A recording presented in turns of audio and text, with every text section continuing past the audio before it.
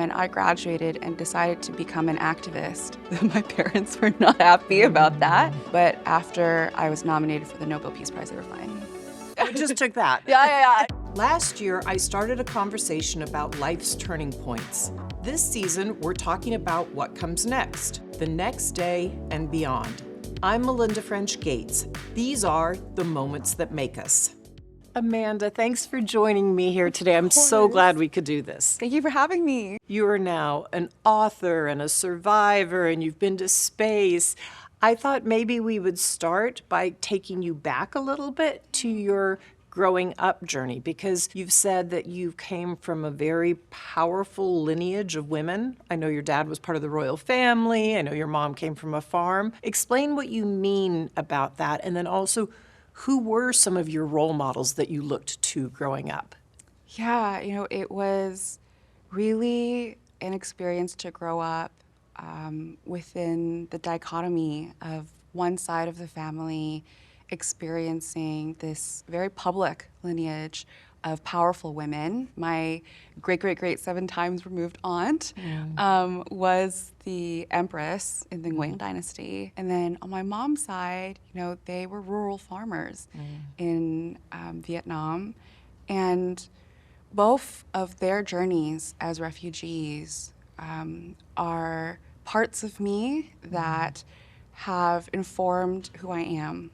I think one of the greatest things that I've been able to feel gratitude for is to understand that being able to be powerful or be able to speak up for what you care about comes in different forms. It can take the form as somebody who wants to serve their community, and it can also take the form of being brave enough to take a boat refugee exodus. And what did having this lineage of powerful women, it takes courage to get on a boat, right? And become a refugee in a brand new country. Yeah.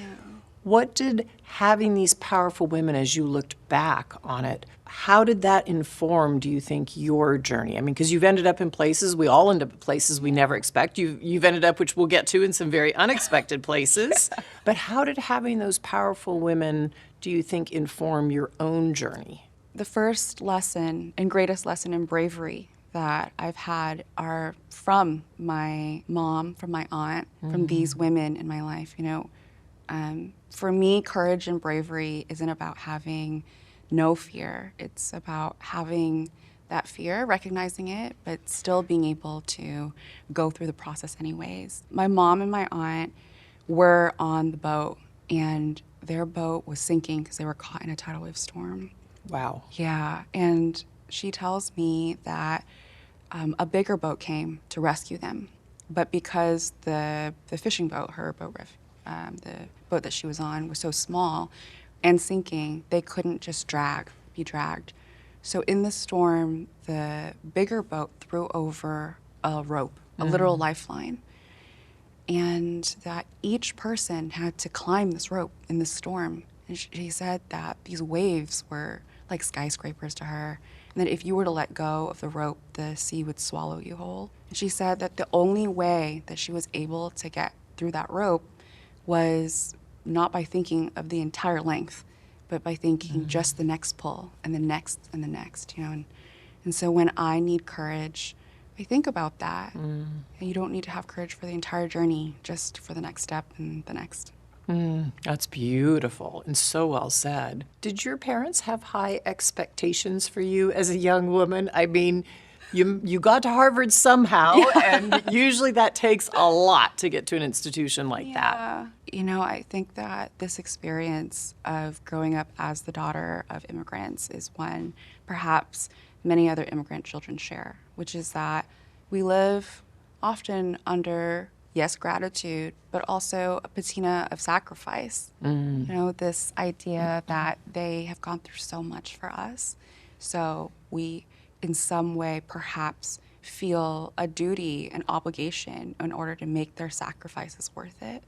And so I, and so many of my friends who are children of refugees, have often struggled with that and what it means to be an achiever within some fixed preset conditions of what success looks like. Harvard certainly can be that. And so is the trope of being either a doctor or a lawyer. And so you can imagine that when I graduated and decided to become an activist, my parents were not happy about that. But after I was nominated for the Nobel Peace Prize, they were fine. I just took that. Yeah. No, when I do speak to college students, I actually do address that because one thing I really want people to know is that your happiness and your health really is at the foundation of what, well, most parents who love us want us to be. And so even if perhaps your passion looks different than these preset notions, it's okay. And I know that is actually really controversial to say within a community that may have, again, these ideas of what success looks like. But for those who dream of being artists or authors or just something that's different, it's okay to still pursue your passions while also having gratitude for the sacrifices your parents have gone through. And in the end, they'll come around. How long did it take you to learn that? Well, I mean, it took a decade. It took a lifetime, and so I studied national security and astrophysics at Harvard, and after I got my degree, my dad still told me, "So when are you going to be a doctor?" Wow. Wow. Yeah, Even after that degree. Yeah. So, and then I was like, oh, well, now I'm going to be an activist. And again, that was a very different approach to what they saw as security. For them, the mindset is safety and security. And so, yeah, I recently went back to Vietnam to retrace. I saw that. Yeah, Talk about that.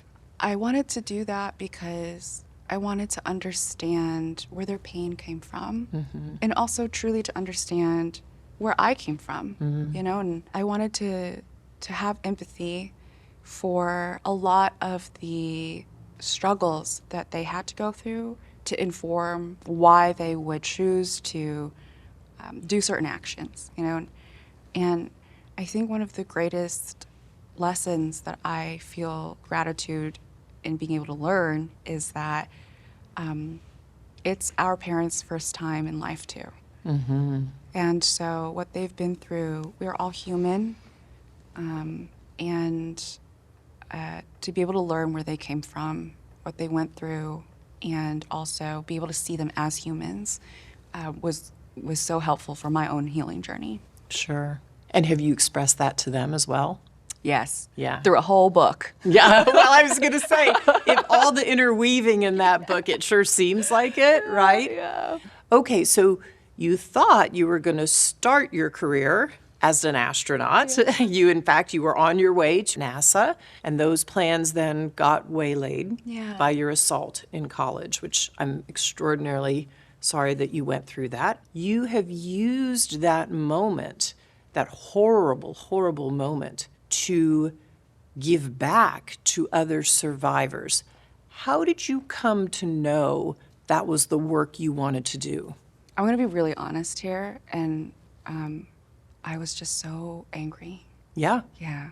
When I found out that my evidence, colloquially known as a rape kit, which is both life-saving medical attention and then the evidence collection process, when I found out that that could be destroyed, untested, in just 6 months, even if the statute of limitations for this crime is 15 years in Massachusetts, I felt so betrayed. I remember walking into my local area rape crisis center. Now, I've always identified as a feminist. I care about these issues, but I truly had no idea the Kafkaesque labyrinth that survivors are expected to navigate until I became one myself. I remember there weren't enough seats for us in that waiting room. Oh my gosh. See, that's one of the greatest moments that shifted my horizon on this issue. Rape is the easiest violent crime to get away with in the United States. And I knew these statistics, and I also knew that it was stigmatic to talk about, which is why, the statistics don't perhaps match up with the anecdotal evidence from, just the relationships we have in our life. But when I walked into that crisis center, it became so real for me. And I realized, I have this choice. I could accept this injustice or rewrite the law. And one of these things is a lot better than the other. So I made a choice to put aside my astronaut dreams and fight. But in the beginning, it really did feel like emulation, in the fact that if I didn't fight for this justice, I would just, I couldn't live. It was, I remember the first time that I posted on social media about my story, and the amount of people in my life, my friends who I knew, my classmates who had their own stories, and they wrote in, and all these women who told me their experiences with either their rape kits being destroyed or the fact that they had to pay for their evidence collection. My rape kit cost over $4,000. What? Mm-hmm. In no other crime does the victim or survivor have to pay for their own evidence collection, right? Why is it that crimes that inordinately impact women, why is it that it's so much harder to get justice? Why is it that they're treated this way? It just didn't match up with what the sacrifices my parents went through in order to get freedom here in America. I had been taught that they went through so much in order to be in a country that gives us equality under the law. And so in the it was anger, but after a while, that anger did dissipate, and it turned into hope. It turned into something different. Okay, but sometimes I've watched people move, something tragic, a trauma happens to them, and they try to rush their anger. Like, I've got to get over this, especially women. Like, they are definitely anger, rage. I mean, those are feelings for a reason. And I think sometimes we need to sit in them for them to heal and release, and then decide how you're going to channel that anger and that rage. How long would you say, or are you still on the journey of healing? How long did it take you to get over the anger part? Yeah. And are you still healing, or do you feel like you're healed now?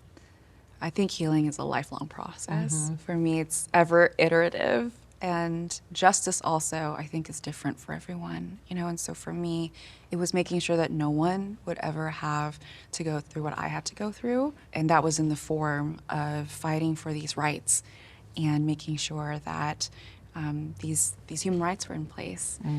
My spark happened after I had 2 times tried to save my rape kit. So because my rape kit, I had to live by date of rape. Every 6 months, I'd have to fight for it, and there existed no standard operating procedure. In order to save the evidence, I'd have to, first of all, track down where the DNA evidence from my body was taken, and then convince the forensic lab, the different police departments to coordinate and tell me whether or not my evidence still existed or was it destroyed. After 2 times of that happening and then hearing from everybody else, I literally wrote to everyone I knew. I BCC'd my professors, my classmates, my former bosses, and I said, will you walk with me? Will you help me write the Survivor Bill of Rights? I would say that anger fueled me until the passage of my first law. But as more laws have passed, and as I have witnessed other survivors on my team finding their own voice, it has transmuted into hope.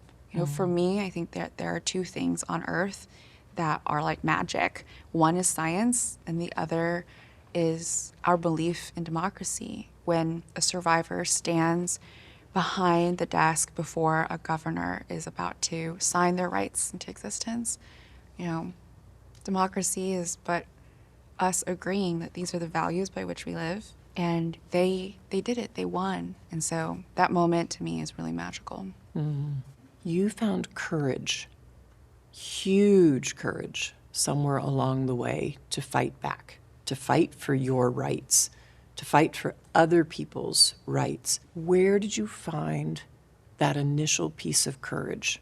Well, if my mom went through all of that, then I can email a senator. That's how I felt. But I actually, on that point, thank you so much for bringing it up. What I want to tell survivors is that our joy is the most radical act of rebellion. And so to them, I want to say, I know so many of us want to save the world. We want to do that because we're compelled by our own experiences or the experience of loved ones. And it's okay if you only save one person. And it's okay if that one person is you. I want survivors to know that, because so often we're put into this very unfair position of having to not only survive and exist, but also, try so hard to make some sense of our pain that we've been through so unfairly. And so to those who want to join me in justice, I welcome you with open arms. I will fight with you. And for those who can't, let me just say that I'm fighting for your choice to not be able to. Well said. For those who are interested, I want you to know that the world actually can change when you speak up. For me, I learned this lesson at the United Nations. When I drafted the United Nations General Assembly resolution for sexual violence survivors, it had never been done before, and also the bar was much higher than in the United States. For us as activists in the US, we can go to senators or to reps. They are, bound by democracy to meet with their constituents. At the United Nations, the ambassador is more or less the equivalent of the district director. The true decision makers are heads of state. And so the gulf of what it means to be an activist and then to have an audience with a head of state, that power dynamic is so large. How do you even begin to reach them? It can feel really intimidating, but for those who know that their voice is worthy, that our pain truly, if we choose to, has purpose, and if we choose to share that and be vulnerable, it will resonate. And I've read that you have said you also connect with their humanity. Yeah. You find something they're interested in, and then, but I do think that's how human beings, how we connect. So often I've sat with moms and dads in places all over the world, maybe in a village out under a tree in, some remote part of Tanzania. But when you ask about changing laws or rules, and I ask the men, well, why would you be willing to change that for your wife or for in this situation? They say, because what's happened to her or to my sister or to my aunt or to my daughter is unjust. Yeah. And I think we need men on this journey. And as you talk to people in power, have had to, you're talking to a lot of men, yes. right? But you've converted them because we do have a shared humanity. Yeah. There's one important aspect that defines whether or not we succeed, and it has been consistent over all of the campaigns that we've run. That's radical empathy. It's the ability to connect with someone, and perhaps someone we know may be difficult, but to see the humanity in them when they might not see it in us. But if we're able to do that, then we can move the conversation forward. And perhaps the most difficult conversation I've ever had, the most high-stakes conversation I've ever had, was with Pope Francis. Say more about that. Pope Francis, of course, had the choice to not meet with me because I was going to bring up something that is a sore subject, survivors of sexual violence. And I worked with the Vatican in getting them to understand that we needed to get the Holy Father's blessing in order to convince a bloc of Catholic nations to vote for this United Nations General Assembly resolution. We talked about our mutual love of space. We also talked about his priority for refugees and migrants. And so when I was given that audience with Pope Francis, I started by thanking him on his work on things that we share common ground on. I talked about what it meant for my family, who was raised, well, I was raised half Catholic, half Buddhist, to see someone like him talk about refugee rights, about the mutual love that, again, we both have for space. And then from there, I talked about how it was my goal to make this world a safer place for all. And I'm so grateful that we were able to have that conversation. Of course, so many people said that it would be impossible for me to get that audience with the world leader, you know, and one, to talk about an issue that is so sore. But I think that both of us came to that conversation with empathy in mind. And in the end, he did give us that blessing, and we were able to pass it unanimously in the United Nations. And so to me, I think impossible is really just an opinion. It's incredible to me that you've had that unanimous vote come through. It was Yeah. 6 years in the making. Yes. No, activism is a long journey. Yeah. Okay, let's talk about your journey to space, because you thought you would start your career there, Yeah. and yet that got waylaid by what happened, and then you're choosing, which is amazing, to be an activist. Look at all you've done. And now you finally have gotten to have your dream of going into space. Yeah. Talk about how that feels inside of you now. And did you learn anything about yourself from literally leaving the Earth's atmosphere and coming back? I want women to hear me when I say this. When I was on that rocket, I had the opposite of imposter syndrome. I felt like, oh wow, you know, this love that I have for aerospace, this love that I have for this, I was actually meant to be here. I read this recently, which is that our self-esteem is made up of the promises we keep ourselves, no matter how big or small.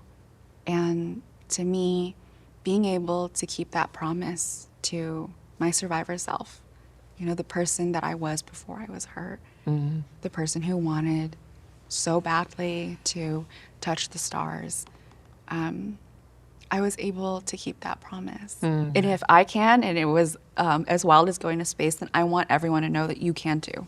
And you did some experiments while you were there. Talk about those experiments and why those in particular were important to you. Yeah, I did 3. Yeah. The first one was on plant pathology, and since I was the first Vietnamese and Southeast Asian woman in space, it really was a deliberate effort to include my community. So I went to the Vietnamese National Space Center, and I also talked to other space agencies within Southeast Asia.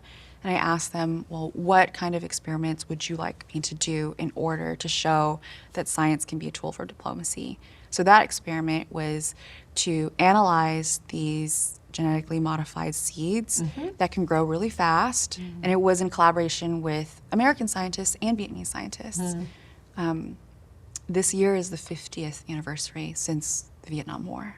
When Neil Armstrong stepped on the moon, bombs rained down on Vietnam. You know, when my parents looked up at the sky, they saw death.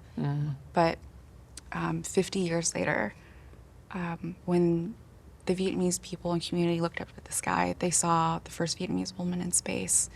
And I just want people to know that it doesn't matter where you're from. Your dreams, no matter how wild they may be, can still come true. The other 2 experiments I did are based on my specific area of expertise and research, which is women's health.